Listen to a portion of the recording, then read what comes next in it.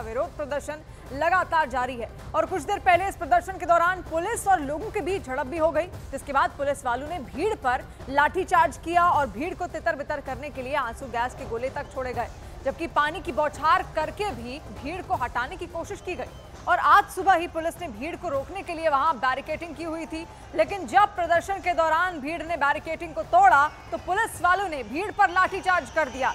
हालांकि झड़प के बाद भी लोगों की भीड़ वहां इकट्ठा रही और पुलिस उन्हें समझाने की कोशिश में लगातार जुटी रही, लेकिन कोई वहां पर किसी को कुछ समझ आता हुआ ऐसा महसूस नहीं हुआ। और ऐसे में तस्वीरें आप देखिए, एक्सक्लूसिव न्यूज़ 18 इंडिया पर हम आपको दिखा रहे हैं, क्योंकि इन प्रदर्शनकारियों का मकसद केवल इतना था, ये मस्जिद तक पहुंचना चाहते थे। जिस मस्जिद को इनकी ओर से अवैध कहा जा रहा है उस मस्जिद तक ही पहुंचना चाहते थे और इनका ये कहना है कि उस अवैध मस्जिद को, जिसका निर्माण अवैध तरीके से करवाया गया है, उसको वहां से हटा देना चाहिए। हालांकि इसको लेकर कोर्ट में पूरा मामला चल रहा है, लेकिन इनकी जो मांगे हैं उसको लेकर ये सड़कों पर उतरे हैं और वक्फ बोर्ड की तरफ से ऐसे तमाम लोग हैं जिनको नोटिस भी जारी किया गया है और कहा गया है कि जिन घरों में आप रह रहे हैं वो वक्फ बोर्ड की जमीन पर ही हैं और इसी वजह से, इसी कारण से ये जो प्रदर्शन है लोगों का और ज्यादा उग्र होता हुआ यहाँ पर दिख रहा है। मस्जिद पर किस तरीके से सियासत हो रही है वो तस्वीर भी आप देख रहे हैं। तमाम सियासी बयानबाजी भी इसको लेकर हाल के दिनों में हुई और हाल के दिनों में हमने देखा भी, पहले ये प्रदर्शन शांतिपूर्ण तरीके से शुरू हुआ, लोगों ने मस्जिद के बाहर वो इकट्ठा होते रहे और उसके बाद वहां पर हनुमान चालीसा का पाठ उनकी ओर से किया गया, लेकिन धीरे धीरे जैसे जैसे दिन बीते, जैसे जैसे ये बात और ज्यादा बढ़ती चली गई और वहां की सियासत और ज्यादा गर्म होती चली गई, लोगों का जो प्रदर्शन है वो भी उग्र होता हुआ यहाँ पर दिखता चला गया।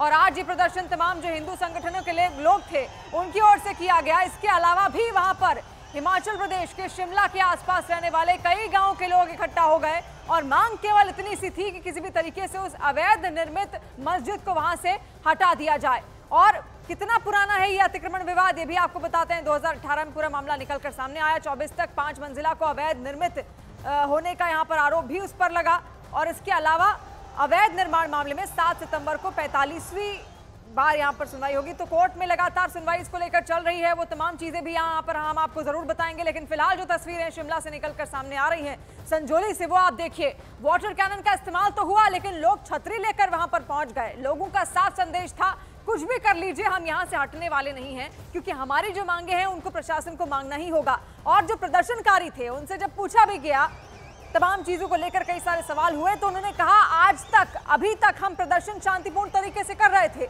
लेकिन हम पर जब आंसू गैस के गोले दागे गए, जब लाठीचार्ज हुआ, तो उसके बाद लोग अपने आप उग्र हो गए और प्रदर्शन उग्र होता हुआ चला गया। ये 4 तस्वीरें इस वक्त आपके सामने संजौली मस्जिद विवाद को लेकर, कैमरा 1, कैमरा 2, कैमरा 3 और कैमरा 4 एंगल से ये तस्वीर आप देखेंगे।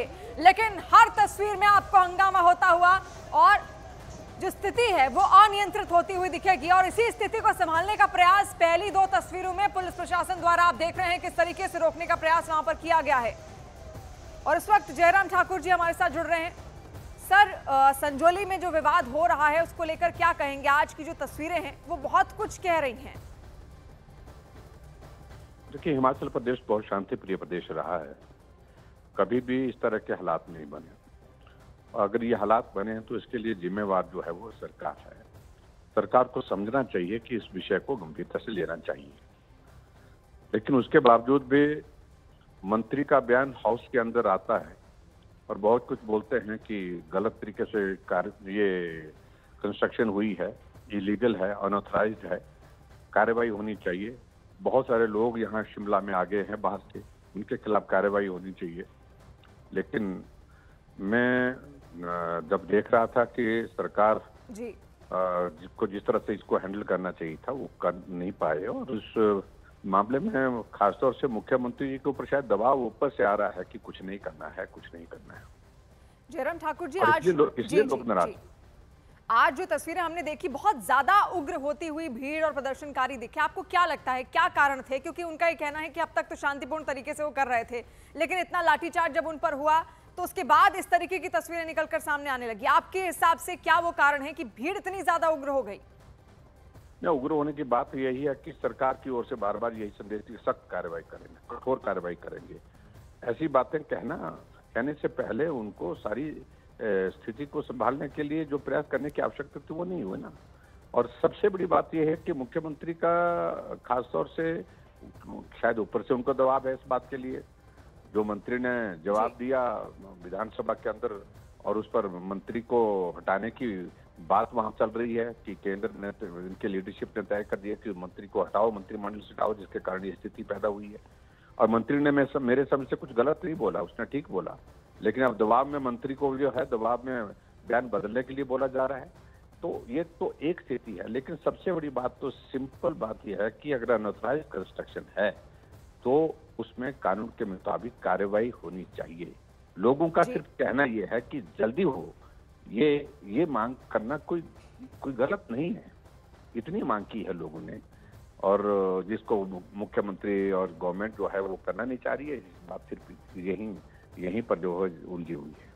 जयराम ठाकुर जी, बहुत शुक्रिया अपना समय निकालने के लिए और हमसे बातचीत करने के लिए। तो हिमाचल प्रदेश के पूर्व सीएम को आप सुन रहे थे, उनका क्या कहना था इस पूरे मसले को लेकर, और उन्होंने कहा कि सरकार को यहां पर जरूर आगे आना चाहिए और स्थिति को देखना चाहिए, समझना चाहिए, क्योंकि आज के जो हालात हैं वो बहुत ज्यादा बिगड़ते हुए यहां पर दिखे। और एक्सक्लूसिव तस्वीरें, 2 तस्वीरें हम इस वक्त आपको दिखा रहे हैं संजौली की, किस तरीके से लाठीचार्ज पर पुलिस को यहां पर उतरना पड़ा, आंसू गैस के गोले तक दागने पड़े, लेकिन उसके बाद भी स्थिति जस की तस बनी रही। बहुत देर तक कुछ ऐसी तस्वीरें वहां से लगातार सामने आती चली गई और ये विवाद है, काफी पुराना विवाद है, कई बार सियासत भी इसको लेकर होती हुई चली गई, लेकिन सियासत के बाद की जो तस्वीर है कुछ उसमें होता हुआ दिखा नहीं। और ये फिलहाल सीधी तस्वीरें हम इस वक्त आपको दिखा रहे हैं शिमला से।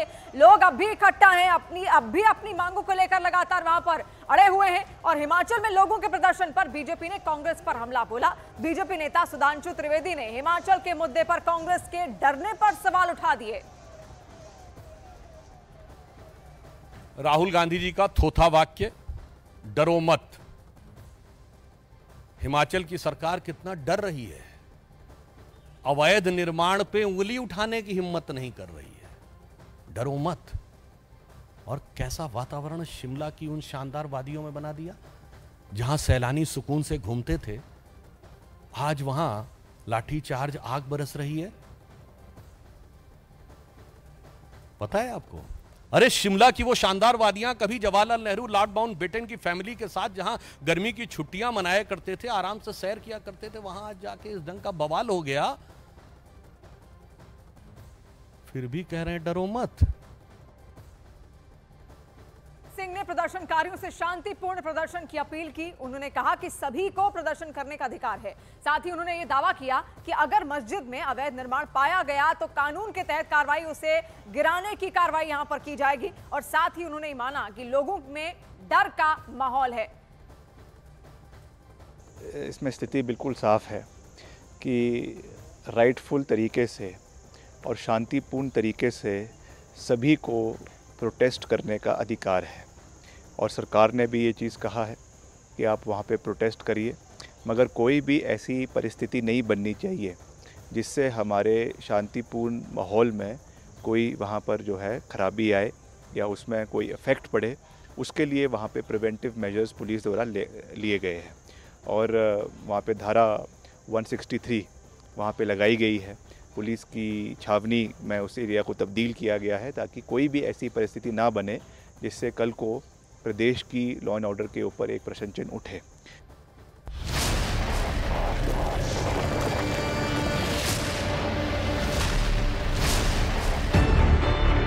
न्यूज़ 18 इंडिया चौपाल, एक ऐसा मंच जहां जब जब बात निकलेगी तो सिर्फ दूर तक नहीं बल्कि दुनिया के कोने कोने में जाएगी, क्योंकि इस बार बात होगी भारत के वैश्विक महाशक्ति बनने के लक्ष्य पर।